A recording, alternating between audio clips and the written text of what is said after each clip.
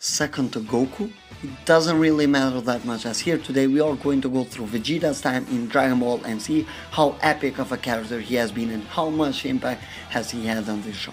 Now, Mind strike like a thunder, hit 'em with a rhyme that's gonna keep 'em under. Read between the lines if you fucks with my brother. We'll make 'em suffer, man, blood clot me gumbus. on this show. Now let's begin. Vegeta shows up on Earth, and that is the change for the main character Son Goku. The biggest challenge that Goku has had at the time was the Prince of All Saiyans, and Vegeta proved to be quite capable. Goku telling Krillin to let Vegeta go and not kill him for some people might be stupid, but actually in reality that really helped out a lot given to what happened next.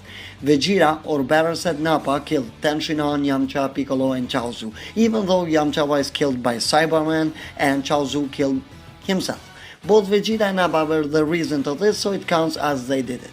But in the process, Vegeta told Nappa about planet Namek, which Krillin overheard and told everyone about it, that there is a chance to go and bring their friends back to life. But not only Krillin heard that. So basically, if it wasn't for Vegeta talking about it, Piccolo and company would have been dead forever. He was still a bad guy, but one moment of him saying something turned out to be very important. On Namek is the still old bad guy, Vegeta, but things really changed. Vegeta had gotten strong and got rid of both Zarbon and Dodoria, who were quite a threat for Gohan and Krillin on this instant. Vegeta eyes were on Frieza, and the Earthlings really didn't bother him that much since at the time they were not strong enough to challenge him. He even lets Krillin, Gohan and Bulma live when he is celebrating about having all 7 of the Dragon Balls, when in fact he had only 6, since Gohan stole his. It doesn't take too long after that Ginyu Force arrived on the planet Namek, and their powers at that time were out of world. Something that Gohan and Krillin had never seen, and Vegeta was not really comfortable around them. The difference in power was massive, but still it was Vegeta who in first place saves Gohan and Krillin from Guldo, and then they start to attack Rikum and end up in a near-death situation. But yeah, Goku was there to save the day, but still there's a reason why Goku gave that senzu bean to Vegeta. He is changing, even if that is by a little bit. Vegeta ends up beating Ginyu on Goku's body and makes it possible for Goku to retain his Saiyan body back, and proves to be quite an impactful thing if you analyze it. Not only that Goku got his body back, but Vegeta putting Goku's body on that state really helped Goku develop more power while he's recovering. Because, hey, you know, we got the Zenkai boost for the Saiyans.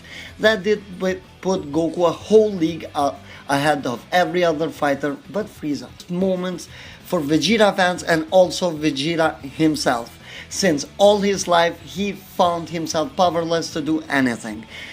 But when he got stronger, he started to self-dream to himself about being the Super Saiyan, but it was proven wrong. Vegeta's will to fight was all gone. He struggled a lot through his life in many battles and having to serve the tyrant who destroyed his own planet. He was not respected at all when he thought he had overcome all of this and had become the ultimate strongest being on the universe. He was proven wrong. That is very hard to take, as Vegeta really pushed himself beyond his limits, especially on many near-death battles that he had on Namek and also the one on Earth. He could not believe all of that was for nothing. Vegeta went to the point of begging Goku to beat Frieza, that Kakarot who he could not stand. Vegeta was brought back to life, as we all know, and let's just fast forward. Seeing 2 Super Saiyans really did hit his pride hard after he sees how easily Trunks defeated Frieza and also how strong Kakarot had become. His will to fight was raising higher and higher this time because the stakes were risen. Vegeta, for the first time in his life, decided to do things the hard way that Goku had put himself all his life. Train beyond his limits. We don't have too much information if Vegeta trained before, but as far as we can be concerned, he didn't, due to the fact that as a child his power level should have been around 12,000, and when he approaches Earth he is at 18,000, I'm sorry. So that tells me he barely had any training and his progress was very slow, and the battle on Earth was the only one that put him close to death. So basically you can say that Vegeta barely trained. We see him training, quote unquote, when he was a kid, but still, that I don't know how much it really counts. This was the first time that Vegeta was working his ass off. Vegeta's training and his desperation for power and surpassing Kakarot really triggered the Super Saiyan inside him, and for the first time he finds himself really above Goku. In process of getting stronger, Vegeta was emotionally hurt that he could not surpass Goku, and he really found a peace with Bulma. She was the woman for him, and the prince recognized that. During the 3 years of training, Trunks was born despite Vegeta never even being there for Bulma. That kid was always going to be his son, something that Vegeta would prove it later on the arc. Coming off stronger than Goku, Vegeta really does leave you a good impression, as not only he saves Goku's life, but he showcases a power that his rival couldn't at the time. And Vegeta was stronger than Goku there, without any doubt.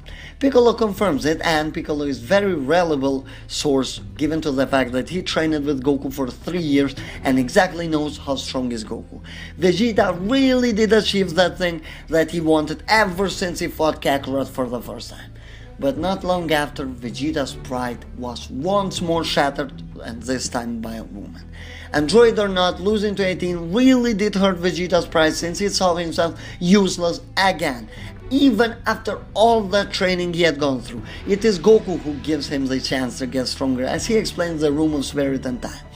And Vegeta was not going to let that opportunity slip out. He goes with his son there, but his attitude, yeah, he was not really going to use Trunks for training. But somehow, that training really gets Vegeta a lot stronger. It is proven that Vegeta could have been more effective, but still, that worked out. Vegeta showcased one of the most one-sided fights in Dragon Ball against semi-perfect Cell, or Cell on his second form. But still, the Saiyan genes are the downfall, since he's more interested to see how strong Cell could grow. Don't forget that this thing happened even when Trunks told them about the androids, and Bulma suggested that they just destroy Dr. Gero before he builds them. Both Goku and Vegeta did want to fight them, and the same thing appears again here.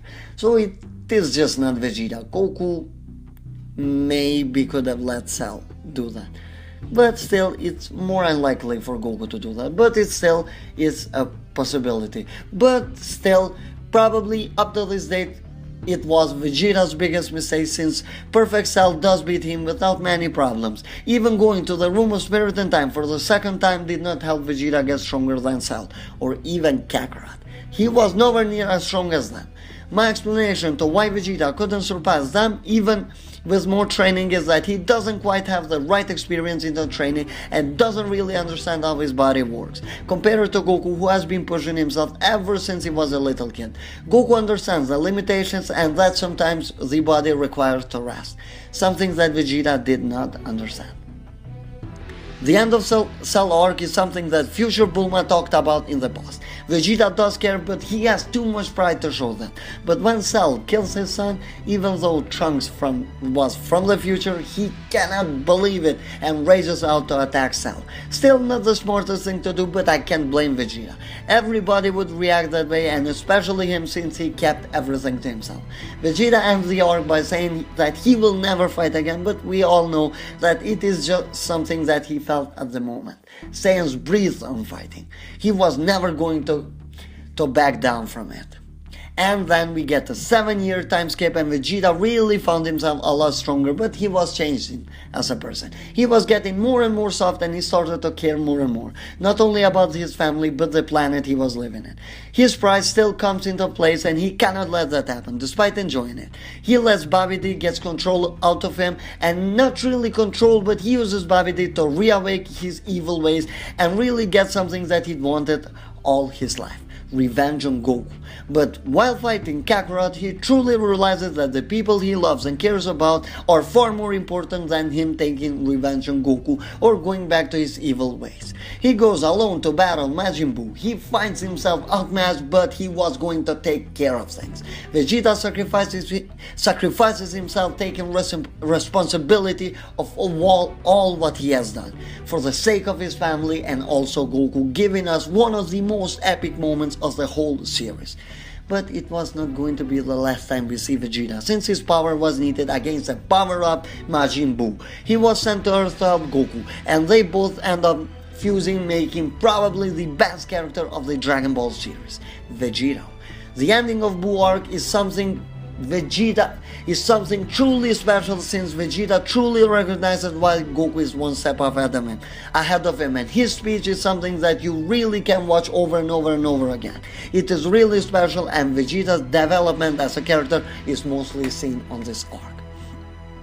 And now that leads to Dragon Ball Super. Well, you would think that Vegeta was still going to be a changed man for the moment, but it turns out that it is not the case. God of Destruction Beerus first goes to meet Goku about the Super Saiyan God, but Goku is not that guy. So he pays a visit to Earth, and Vegeta knows who Beerus is and how terrifying that guy can get. He does his best to keep his calmness and composure, but his wife getting hit by Beerus was something that he was not going to forgive. Doesn't matter who they were. This was even bigger confirmation that Vegeta was truly a changed man, and for good. Seeing Super Saiyan God in Goku and that big of a difference on their power really pushed Vegeta even more, as he begged Whis to train him, and he was able to catch up to Goku. Both of them trained together, both of them joined on the training together and seemed to be on par. Frieza came around and with newfound power, and Vegeta is close to having his ultimate revenge on Frieza, but that was taken away once more. But still, Vegeta was a very impressive on the fight, and that was really great. Maybe someday he will get to have the final blow. As Goku and Vegeta continue training, we get introduced to the Universe 6 and Beerus' brother and his sister, Champa and Vados, who were the God of Destruction and respectively the Angel from Universe 6. We were going to get a tournament between the strongest of the two universes, and surprisingly enough we see Saiyans from Universe 6. Actually not that surprising, but still it was damn interesting, and the way how they were evolved quite differently from the ones we had in Universe 7. Kaba truly got Vegeta's respect, and it even made Vegeta curious to see how Saiyans would live if they approach a different lifestyle. We are yet to see that happen, but Vegeta is going to go to planet Sadala. There is no doubt about it. Even more development from Vegeta we see in the Future Trunks arc, in which he vows to save his son's timeline. It was still his son, and he was not going to back up to anything until he achieves his goal. So many things have changed for Vegeta ever since his first last encounter with his son. He was a changed man, and that's for good. Even up to this date, I have regrets that Vegeta was not the guy to put an end to Future Zamas. For me, it was the best scenario possible, and the ending that Toriyama, Toyotaro or Toei, whoever decided that, was pure garbage. Probably the worst one in the big arcs of the Dragon Ball. Now we move to the current arc that is still ongoing. Universal Survival arc, and Vegeta once again proves his love for the family, as he refuses to go to fight in order to wait for the birth of his daughter. Which makes it happen a lot sooner than expected in order to counter Vegeta's power. Vegeta is going on tournament with more than a reason to fight, but also protect the people he loves and also protect the planet that now he calls home. Dragon Ball Super has really worked very nicely with Vegeta for me. No doubt that this guy has been most and the best developed character, even though at the moment he finds himself far behind Goku in terms of power, because Goku unlocked Ultra Instinct. Still, it is pointed out that Vegeta is nowhere near going full power, and as for that, I have a video that I will link in the description down below, where I talk about Vegeta's hidden power and the possibilities that may come up with that.